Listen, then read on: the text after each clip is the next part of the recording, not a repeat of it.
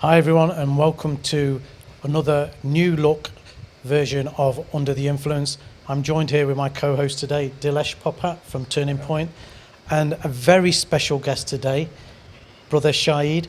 Welcome, Shahid, and Thank you. a pleasure to see you. I mean, after so many years as well. Thank you for having me. And it's so good to still see you doing what you're doing. So yeah, fantastic. Really, feel blessed to be part of this, and thank you for inviting us, Jaz. Thank you for inviting us. No. So. Shahid, we met, I remember when I came into recovery in 2009. Yes. We met in Nottingham, used to come to the Derby meetings, and I was really struggling then. I was just early on, it was just literally weeks for me. I was in my recovery, and meeting you, some of the other brothers. Yeah. It was, for me, it was a relief to see people from the Asian community. It wasn't necessarily from the Punjabi Sikh community, but just to see people from, the Hindu community, even the Muslim community, because our cultures are very similar. And it was a massive relief for me, and I took a lot of comfort from that, and I learnt a lot from you in the early days. And I'll always hold that dear, and I think that gave me a really good foundation for my recovery. I want the viewers and the people watching this, I want them to know Shahid's story. And where did it all start? Where did it all start going wrong for Shahid? So very much echo what you've shared as well. I found that solace there as well. But just to rewind a little bit on what brought me to Nottingham, seeking recovery and seeking that peace of mind, to be fair.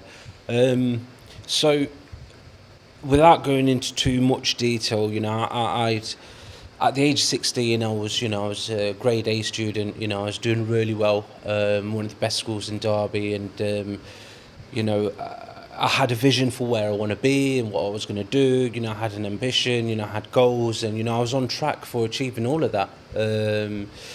However, circumstantially, and I don't say this for sorrows anymore. Circumstantially, I suffered with, and I still suffer with, something called slipped femoral epiphyses, which basically in English is cartilage had slipped in one of my hips, and they'd pinned both. They'd done the second one just in case that pops out as well. At which time, this was 3 months before I was sitting my GCSEs, so immediately went on to homeschooling. But at that time, I was, this is before I'd even touched a cigarette. I frowned on family and friends at a young age. The lads that were smoking behind the school shed or on the bus on the way home. Whilst I was in hospital, I was prescribed morphine, oral morph. And I was on this for best part of 18 months, so immediately there was no kind of, stepping stone towards illicit drugs. It was what I now understand. I was on quite one of the strongest painkillers going. Yeah. Literally, it was a medical grade morphine. I wasn't aware of what I was doing.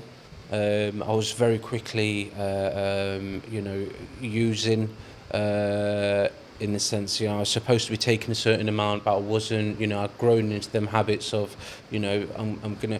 At the same time, it's important to mention, I've shared before, and Jaz, me as well. At the same time, there was a lot of trauma going on within my house. Yeah. Coming from a Pakistani Islamic background on paper, albeit.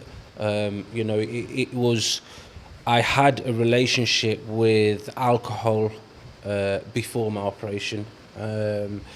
I was introduced it ironically by my father. My dad he was running quite a successful business at one time, and that's what he used to do, on Friday evening, get the boys together, drive down in the vans, go to the pub, or after the Derby game, and I had my first drink when I was about 14.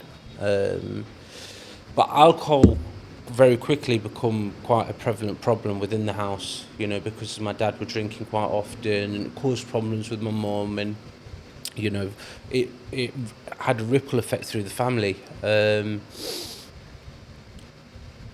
So the morphine were comforting some of these things that I'd witnessed at home, the domestic violence, the abuse, the misunderstandings, and how we say there was a lot of sharm There was a lot of bestie in the house, Bestie, you know. yeah. I used to go to school, and it used to be like we got treated, as they used to say, bounties. You know, these guys are gaffers. You know, their dad's an alcoholic, and you know. Was that from your own? From your own? Yeah. These are from Pakistani lads, Pakistani, and lads we used to go to the mosque with, and so we was ousted and ostracised pretty quick. You know, so the years where I was supposed to be growing and watching the world and, you know, becoming a young man was quickly suppressed in, you know, dad's an alcoholic, and I didn't realise at this time I was becoming a morphine addict, and, you know, a lot of my opportunities kind of quickly got taken away as a result of that. So let's just focus upon the addiction side. So growing up, addiction has always been a big part of your life. So looking at your dad, and addiction was there, and then you spoke about domestic violence. Yeah. I'm guessing the domestic violence was your dad within the household? Yeah, my dad within the household, you know, and I still find it hard to say today, but, you know, it's for the greater good, you know, against my mum and, you know, even against ourselves, and anything difficult, he didn't know how to, you know, he'd always react to a situation, you know. So, yeah, there was a lot of shouting, a lot of anger, there was a lot of fighting. You know, some of my earliest memories are, you know, police being called by the neighbours to the house, and yeah, so it was of that nature, and it weren't easy to go through on a daily basis as a child. When you talk about trauma, that's the trauma you're talking about as Yeah. a young person, having to witness that. So Yeah. And then all of a sudden your dad's an alcoholic, and you also mentioned going to the pub. I remember we having a conversation, like your first drink was with your dad. Yes, yeah. And I'm guessing that's at the age of 14. At the age of 14, yeah. And it left me really confused. Yeah. It really Yeah, I did can left me imagine, feeling yeah. really confused. You know, I was with my dad and his boys, and, you know, the work gang, and everyone's having a drink, and, you know, I thought, again, coming from, you know, an Islamic Pakistani background, that's blasphemy. You know, you for sure don't have a drink with your dad. Yeah. You know, if your dad were drinking, that's wrong. But for your dad You to don't give join you him. the first drink, you know, that sat with me for quite a bit of time. And to be fair, I didn't even mention it to my brother. I was afraid that he'll tell my mum. Yeah. You know. And you grew up with a strong religious upbringing as well. I was around it. So I grew up on the on Home Street in Derby, which is right at the bottom of the main mosque in Derby, Jamia Mosque in Derby. So it was right in the hub, right in the centre, right in the middle of Derby, behind Normanton Road. You know, my back garden. If I jumped over my back garden, I'm on Normanton Road. Yeah. So I was around it. You know, my uncles and aunties very religious. Everyone practicing Islam. That's why it was confusing for me. But Shahid, when did you really? Obviously, even at the age of 14, when you sat in the pub with your dad, and you kind of, you know, this isn't right. But when would you say this started impacting on you, and you started using alcohol as something to sort of cushion the pain, if you like? Yeah. So there was two things going on at the same time. I was going through emotional turbulence. One, just being a young man growing up. Two, my life had quickly been taken away from me in terms of friends and family were moving on, my age group, going to college, etc. But I'm still at home, hobbling about or trying to walk around, do laps on Normanton Park, trying to get my legs in check whilst drinking morphine. And the alcohol kind of, it slipped in, very quickly slipped in, you know. So going to the shop on the way to the park, you know, it'd be 10 cigarettes and 2 bottles of Budweiser, you know. Or if it wasn't 2 bottles of Budweiser, it'd be a small bottle of Chekhov vodka, you know, or very often I'd find my dad's whiskey, you know. My dad's whiskey would be, more than often, if I lifted his mattress, there'd be a bottle underneath it, you know. And if there wasn't one there's definitely one in this car. So, that was my coping strategy. Outside, I'd present to you really well. I'll tell you I'm doing okay. I'll greet you with smiles and ask you about yourself. And deep down, 17, 18 years old, watching my friends and family move on in life. But I'm finding solace in alcohol, I can't exactly say to you, it was this triggering moment that had made me become dependent and lean on it. But it was during that time where I felt like I couldn't cope anymore. I felt like my life was leaving me, and I felt like, I don't fit into my own community. But- Mum and Dad were getting divorced as well at Yeah. the same time, and that again, at that time, 20 plus years Yeah. ago, that was blasphemy. Yeah, shame. Yeah. So all of this happening in the background, when did you realise this is starting to become a problem? I realised a little later, because whilst they were early years of me drinking, so it weren't a problem at that time. It wasn't a problem, although I used to see my dad going through alcohol detoxes and in and out of hospital, and I seen him going through it, but my denial didn't see me as being a problem in the early stages of this. I realised when it had become a problem when I'd moved on from the morphine. The doctors had stopped that after 18 months, after we raised a case of malpractice and misnegligence because I was on a repeat prescription that I shouldn't have been. Yeah. I'd moved on to illicit drugs, and that I didn't have to look too far for. So you'd have been about 18 then, wouldn't you? Yeah, 18, 19 years Yeah. old. When you say illicit drugs, what do you mean by illicit drugs? So yes, by the morphine was a natural kind of bridge for me to start using heroin, because it was doing the same thing. My brother and older cousins were selling heroin, so I didn't really need to go out looking for it. I used to help them actually put the bags together and weigh up together and help, So what was that trigger point where it's like, let me try a bit of heroin, or let me try this, or let me... Ironically, there's a. I'll keep this story short, but there was a user who had seen my morphine, who was buying heroin from us, and he'd said, "Can I buy that morphine from you?" And I was a bit like perplexed, and I was like, "This is mine. Yeah. You're here for heroin. Why do you want morphine?" So when my heroin runs out tomorrow morning, I could use morphine. That's better. So I very quick, because that time there weren't internet. If there was a dial-up or you have to go to your cousin's house or something. Yeah. So I wasn't aware it was the same thing. Yeah. Bearing in mind I'm still only 17, 18. Yeah. So when I thought about it, I very quickly flipped it on its head.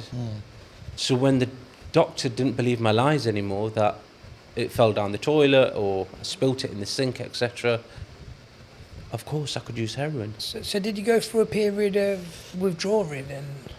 Yes, yeah. The doctor alongside the hospital tried to titrate me and bring me down. Cocodamol, codeine phosphate, tramadol, and there was a couple of other opiate-based prescription tablets that was trying to. So they tried to do a community home-based detox for me at home before I even knew it. I was 19 years old at this time. But they pulled the plug on that because I was showing positive for illicit drugs, heroin. Yep. And I said I was drinking. So they says, look, we're just not going to manage this. And it'd be wrong how they'd done it if they were to do it today. But they literally said, that's it, we're not doing no more. And that I was straight into heroin then. Yeah. And further down the line, crack cocaine came in.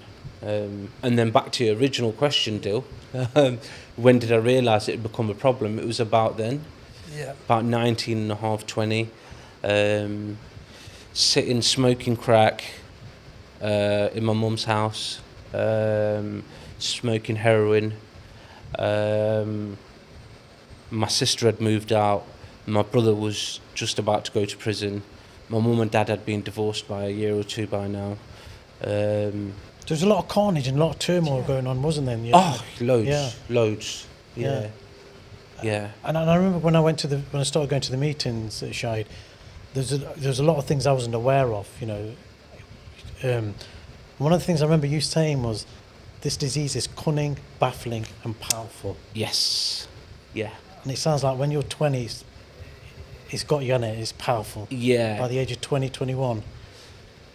So I when we had that conversation, I was like 23. So my saving grace was I got introduced to recovery at a young age. And that's when I realised, back to when did you realise it would become a problem? I'm going to fast forward a little. I was in and out of prison. Yeah. Was that for what you mentioned earlier, selling and? I didn't actually get done for selling. I'd started shoplifting. I'd started doing street robberies. I'd stealing from family. And I'm ashamed to say this, but if there was a friend, that had left his mobile phone around, this is the person that I'd become. I'd if your phone was left there and you'd gone to the toilet, I'd be gone, and so would be your phone. Breaking into cars was a big thing back then because you could just pull a stereo out and sell it in the pub for 20 quid, So when they did catch up with me, I can't remember, it's 20 plus years ago, they got me for about 15 offences, and I was remanded in prison. I was seen by a drugs worker, Louise Barber. Yeah. Who I call Mum. Yes, I spoke to Dill about this the other week. Beautiful, absolute soul, angel of a woman. Seen me 3 times in prison in 1 year.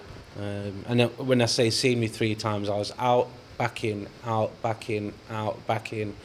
And the 3rd time she'd seen me, she literally opened the door and says, "What the F are you doing? I've spoke to you twice already. I'm not going to let you go till you realise you need to get help." And I think that's when the penny dropped. I knew it was a problem before, but that's when I gave up. Yeah. So I'm guessing them times in prison, you was detox in prison, you'd come out, relapse, detox in prison, you'd come out. Yeah. Just that same revolving door in the revolving cycle of just going to prison, detox, come out, going to prison, detox, come out. So like, and that's what it's leading me to that. Is like all of them times where you went into prison and come out. Did you have any support when you come out, or do you think it was down to that, just not having enough support and not having enough people there to guide you to? At that time in Derby, before I'd moved to Nottingham, I didn't have support. No. There were the local drug services, which I was unfamiliar with, but to get onto a script 20 plus years ago would take at least 3, 4, 5 months. Yeah. I couldn't see the back end of today, never mind appointments and follow-ups, etc. So where I'd come from in Derby, there wasn't support at that time. There was meetings that I didn't know about. It's just that I wasn't introduced. I was going to say there was support there, but we just wasn't aware of it. We wasn't aware of it. No one told us of it, or we wasn't interested, were we? And I guess that's good as Seek Recovery Network and Turning Point is that.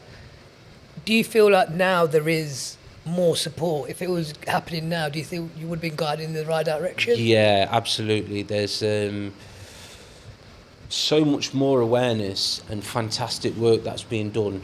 Not to highlight and just because you're here, Jaz, but by your efforts that you're doing and a couple of other lads that are doing. Asad's doing something, Nathaniel's doing something. Networking someone from frontline substance misuse, dependency, straight into recovery is more streamlined today. It's a lot more accessible. Now we can open up our smartphone and access a meeting. In the space of 5 minutes, we could be on a meeting right now anywhere in the world. There's a lot more community kind of resources. I'd never say now's a good time to be an addict, but I envy how quick some lads and lasses get into treatment. You know, today is a much easier way of getting into treatment. I think, Shahid, you know, when you're talking earlier about some of your childhood and the traumas, and you're talking about your father, it's very similar. My dad was an alcoholic. We saw some tough times with my dad. But I always say that if the help and support we've got today, my dad was an educated man. I'm pretty sure he would have accessed that support then. You know, and coming back to yourself, you know, for a 23-year-old today who was willing, had that willingness and desire for recovery, there is a lot more. You know, the smartphone's a great thing, isn't it? Yeah. You know, since COVID, Zoom meetings. Yeah. You know, like you said, we can access a meeting right now, can't we? Yeah. Anywhere in the world. Yeah. So there's a lot more opportunities now, and even like we're working together with Turning Point, one of the mainstream services. You know, a lot of the work that we do is together, and I think that's where the value is as well, isn't it? Is working together. Working together, you know, collaborative work's huge. It's massive, you know. It's really nice to have, you know, I was in Nottingham for a bit. We've got Derby and Leicester here, you know, and we're all kind of grassroots kind of people, you know. Dill kindly took me on a shadowing opportunity when I first started at Turning Point a few weeks ago, and it was really nice to get in and amongst the community and, you know, kind of really understand it. It was beautiful to see you speaking Gujarati and knocking on doors at businesses and, you know, trying to find... Do you speak Gujarati? Yeah. I've never heard you. I do. I do, yeah. I've got a talent hidden there somewhere. Yeah. But this is the kind of work that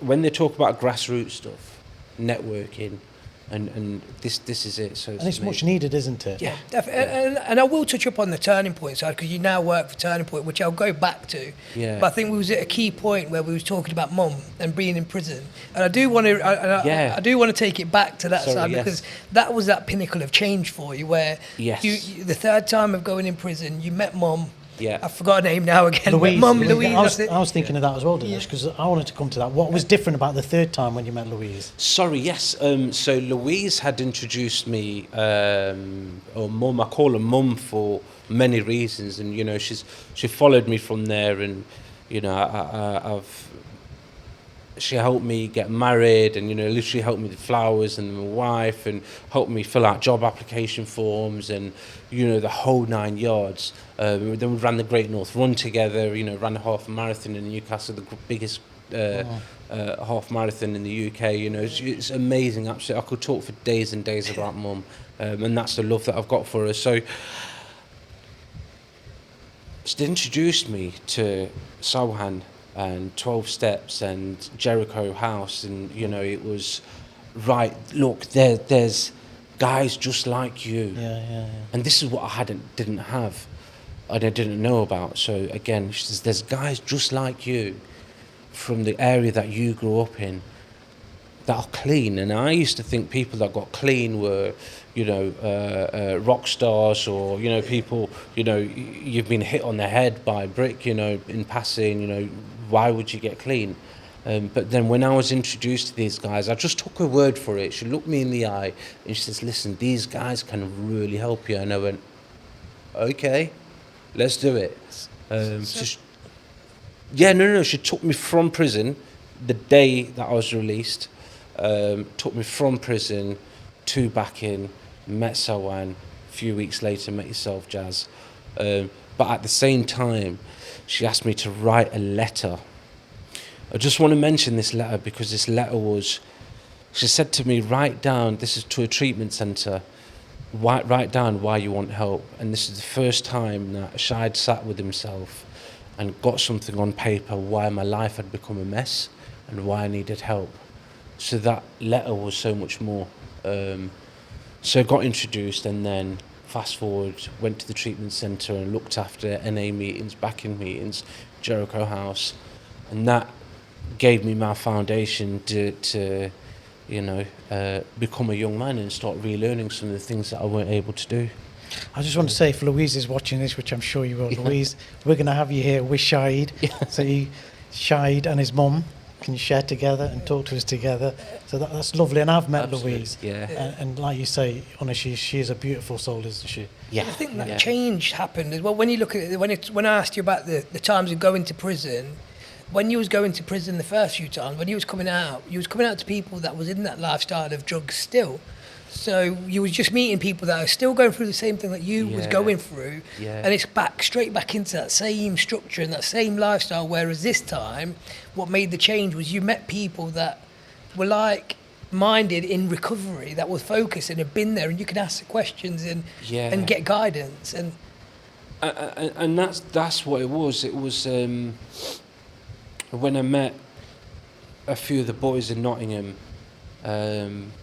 There was from Derby, you know. Yeah. Sohan was from Derby, and Sonny, Sonny yeah. was a Yeah. big one. He was from Derby, and there was like the older generation. I'd missed that boat. So, but when they told me a bit about them, They're the same age as me, so they're not that old. yeah, Real old many generation. Real old many generation. years older than me. I'm joking, Jaz.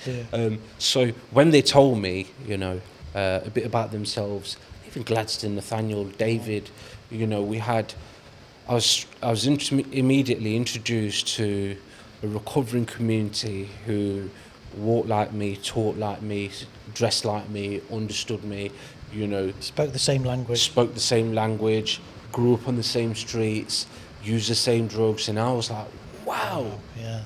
this is absolutely amazing. And that's what kept me going. I just loved being part of these guys, and every day I'd look forward to coming in, you know. And it's crazy that is, you know, because honestly, Dilesh, that's exactly how I felt. Yeah. I remember when I went to my first meeting, Shahid, I still remember the date. Yeah. Friday, March the 13th, 2009. And I believe you was there. And when Yeah. these guys shared, and it was honestly just like Shahid describes it, these guys, you know, some of them, I was never onto drugs. It was just alcohol for me. But it was like, I'm sat there thinking, you know what, my wife and my mum, this is a conspiracy. They've told each and every one. Because I could relate to everything they were Yeah. saying. And it was such a relief. When I walked out of that room, Yeah. right, I was like floating, I was buzzing. It's Yeah. for something, you know, everything they shared, I was going through. And it was an amazing, honestly, that moment was just amazing. And this is like when we do Seek Recovery Network meetings, and when we've done them, it's like every single person has a different story. However, it's all the same story. Yeah. It's all the same background, some form of trauma, something gone on in life. They've not noticed where they can get support. They've gone on in this sort of addiction has just taken over life, and it's so hard to get out of it. And sorry, you talk about Nathaniel, you know, David, Yeah. Gladstone. These are people from you know, West Indian background, but their story was just the same. You know, the same feelings, same emotions, what we were going through. And you make recovery sound easy. with how you sat here today, and we were talking about your addiction. We spoke a little bit about it, but the way, and so do you, Jaz, because you've gone so far into it. But I know that it isn't easy. So like when we look at factors that helped your recovery and factors that allowed you to be here today, I know you touched upon Louise as being one. Yeah. What other factors in your recovery has allowed you to be here and be the person you are today? You know, just on what we've just briefly spoke about, lads, and this is really, really important, right? Lads from the same community in recovery. So, you know, this being, you know, what Asad's doing, whether it's a Muslim community or yourself, you know, a Sikh Recovery Network or a mix, you know, what was happening in Nottingham. Being able to find comfort and understanding and pastimes as well, because let's not forget, Jaz, all the other things that we was doing outside of the rooms. Yeah. You know, we used to do meetings. You know, meetings were from 7:30 till 9:30, etc. But we was always going out for food, and you know, there was always like, let's go over to the park, and you know, a couple of times, you know, from the service in Nottingham, you know, someone filled up 2 buses and drove them down to Bournemouth, you know, for a Narcotics Anonymous convention. And, you know, the lad that I was living with was in recovery, didn't need to do any of this one bit, little Sonny, right? Didn't know me from Adam. He took me, and I didn't know Nottingham. He took me, showed me where to get my clothes washed from, where to, you know, where my pastimes are, where to go to the meeting, and where to go into town, and all this kind of stuff, doing it off his own back.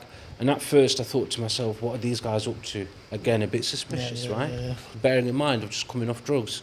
So I realised that there was a certain, there was unconditional love that I found. Yeah.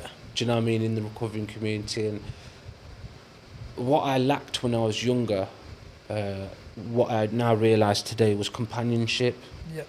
I wasn't nurtured properly. I wasn't taught in the right manner. If I'd done something wrong, I was told that I was a bad person, you know, and you need to learn it this way. But when I came, I felt like I was nurtured into being an adult, you know. But again, going back to your question, there was so many things I struggle to put them down. I think the biggest thing for me was people loved me for who I was. Yeah. I didn't need to pretend anymore.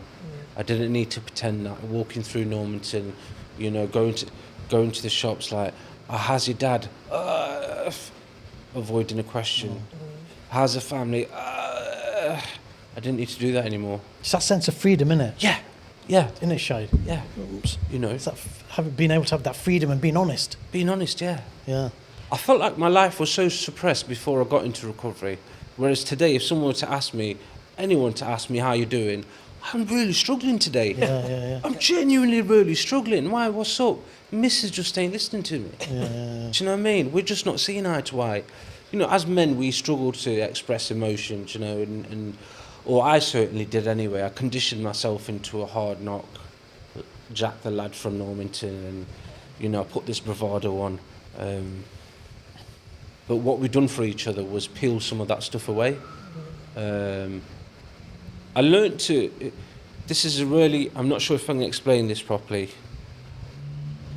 I learnt how to learn my emotions. Do you know what I mean? I was taught how to learn who I am at a late age. I was 23. You know, so when someone was saying this, when David Jammy, when he'd say, this is what's going on for you, I'm like, huh? How do you know that? You know? Yeah. Stop it. Why are you giving me these feelings? Shahid, you talk about 23. I learned that at 39. Yeah. You know what I mean? I you know exactly what you're talking about is exactly how I felt. Yeah. And I think what I get from there is that I just didn't find a recovery community. I found a new family. Yeah. For me, I just, even now, I say, this is my recovery family. Yeah. We've become a family. Right? Most definitely. And I think what recovery's taught me is to love myself. Yes. Yeah. Is to who I am. And David, one of the earliest things David said to me was, Jaz, when you get up in the morning, look yourself in the mirror and say, I love you, Jaz. Yeah. And I forget that. And I do. And I'm ashamed to say that. Yeah. You know, again, this is one of David's sayings, you know, if you can go from pillow to pillow, from when you wake up to when you go sleep, you've not hurt no one, you've not hurt yourself, and you've done good for yourself, you've had a really good day. And you know, 9 out of 10 days, I have them good days. Yeah, that's brilliant. From pillow to pillow. David, if you're watching and listening, you're another one. You're going to come and sit here with us. This is a marketing ploy. This is a marketing ploy. David, come along. Yeah, David and Louise, you're coming next. No, but Shahid, it's so true that is. And but you know, another thing that must have helped you was the program. Yes, definitely. Sorry, there's so much. There's so much to talk about, isn't there? 12-step program I found in my life via the treatment centre in Derby, Jericho House, and it was Neil, if you're watching. Want you too. Yeah. Call you too. And Brian has passed away now. How can we forget? So I just want to reiterate, I come from a really unmanageable background. I never knew how to keep appointments. I never knew how to manage my emotion. I was really, I'm sure if I haven't said already, really disruptive upbringing. I wasn't religious. I used to hide in the mosque. You know, if someone was praying in front of me, I didn't know how to pray. I'd stand behind them and just do the postures. Right, and read like one, as we say, kalima, just rehearsing one thing that I knew over and over again. And you know, when everyone had finished, I was like, "Yep, sound finished, fantastic. See you next Friday." So I didn't know the understandings, etc. It wasn't translated. So I went from that to a 12-step program, and what that gave me. And some people may frown on this, and I really don't mind. And this is my truth. The 12-step program makes me a better individual of who I am today, and that's more so, and more so than my tarnished understanding of religion. And this makes me a better Muslim. It makes me a better Christian, or Sikh, or whatever label you want to call it. The 12-step program has brought me to becoming a better human being, because I haven't had to rifle through realms of scriptures and hit the prayer mat so many times. The 12-step program has just shown me, I've got a problem, here's your solution, here's how to deal with it, and this is how you're going to conduct yourself. I find I'm more at peace with myself today. I find now I can go into a mosque, and what I thought I was pretending, I feel I can pray today. So I feel like I can go to my mum's house and treat my mum like a mother today. I feel like I can have friends today and relationships, and be an uncle to my niece and nephew, and be a husband to my wife. I learn all the time from the 12-step program. It's not 1 to 12 and you're finished. I'm currently going through, without taking too much time, I'm going through a dense part of going through my step 4 again, and going through looking at some of the things that we spoke about today. It's given me an opportunity to heal. It's given me an opportunity to forgive. It's given me an opportunity to learn, and hopefully not make the same mistakes again. So. And Shahid, I think anyone who's done the 12 steps, who knows a program, will share the same sentiments. Yeah. And I think I don't think any of what you're saying is nonsense. I think you talk about your religion, and I felt the same. Unlike you, I went to the Gurdwara. I used to play the tabla with the gyannis, the priests. Yeah. I used to be sat there, to look at. Someone would think, oh God, he's really connected with Israel, but I couldn't have been more disconnected. Yeah. And I think what's brought me closer to my faith is recovery. It's my recovery that's brought me closer to my faith. And I'm never ashamed of saying that. I've said it in the Gurdwara. Yeah. I've said it on the Sikh channel, and I'll say it over and over again. Yeah. That recovery, AA, and the recovery community has brought me closer to my faith. Yeah. And I was probably never so disconnected to my faith. Yeah. And just to kind of compound that, I'm of that understanding today. What without getting too philosophical about it. In essence, religion is a way of life, right? Yeah. So my recovery is my way of life. Does that make sense? 100%, absolutely. My recovery is my way of life. How I am at home, and how I honour how I honour my partner's space and who she is, and and that's they say your wife's your biggest teacher, right? Now just moving back in with my partner, and we're going through a few bits, but recovery's teaching me how to do that on a day-to-day basis. And you mentioned a lot. You spoke a lot and said today. I know you learned from one of the best. So what you're doing today? Yeah, as you said, you were shadowing me. Yeah. So what are you doing today at the moment? Because we did talk about working at Turning Point now. So you're now. What are you doing today? So in terms of my own recovery, I'm a fully fledged Narcotics Anonymous member. And I give back in many ways. I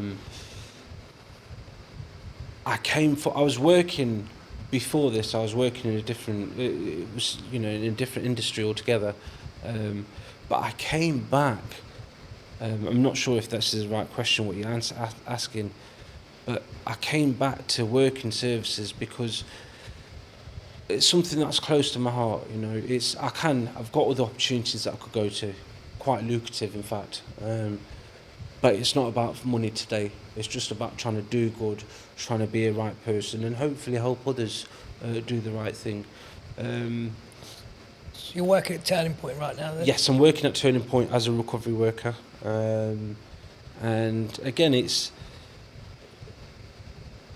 if I can find employment in something that I really, really enjoy, it's fantastic. It's one of the best opportunities that I could possibly have. I didn't leave school with, I could have. I didn't leave school with, a trade or a brickie or electrician, some of my friends moved on to become solicitors and lawyers, etc., or builders and open their own businesses. I didn't really know too much in that sense because addiction had taken over. So if I can use my own life experience and give back, what a fantastic way to live my life. And that's, sorry, so I was going to say that, you're giving back today. By doing this, you're giving back. I'm sure people are going to be inspired with what you've said. And, you're probably going to offer a lot of people hope. Yeah. And, and our time in addiction isn't wasted if we can do this, what we're doing today. Yeah. It'd be wasted if we were still out there in the madness. Yeah, absolutely. Or dead, or in some institution. Yeah. You know what I mean? So, And it's great and I work alongside you. So we work in the same office, and it's been a pleasure to actually work with you. It's great working with you, and the knowledge that you have from actually your life, and you bring that into work, and you can then educate and teach people that we get coming through our front door. Because again, same people, same stories. It's that, and I know you, and I can tell already you're going to be a great worker, and you're building your way up to that. And I know Jaz probably has his last question that he's got built up, and he's been waiting for. Just a couple of questions. If anyone's watching this, which I'm sure they will, and especially from the Asian background, whether they're Punjabi, Hindu, Muslim, Gujarati, doesn't matter. What would you say to them, especially with organisations like Turning Point on their doorstep? Especially in Leicester and even other towns and cities. What would you like to say to them? Yeah, if there is, not if, I'm sure there will be, it's okay to reach out today. I think that's the biggest thing that I was taught. There is more help than what we initially perceive. Yeah. We're not just workers with a title, to tick boxes. There is so much fantastic work that gets done. And, if you're unsure, pick up the phone and just ask, what is this service? How do I engage? Because that was the biggest fear. I didn't even know how to approach a service. Yeah. And we had all these fears about, oh my God, there's going to be children's services involved and all this. No, let's just park that stuff up for now. All you've got to ever, that was I'll just go back. My family's fear for my dad getting help was social services and get involved, but they never were. It was more about the person in question. Just ask. There is so much help. Pick up the phone. As we say, you could ask for help online today. You could reach through Jaz's Seek network. You could always reach via this media outlet. I'm sure there'll be links and phone numbers left. Reach out to Turning Point. And if it's language barriers, we're well acquainted and equipped with, being able to speak on multi languages. And it's okay. We all need help from time to time. The most important thing is just to ask for help.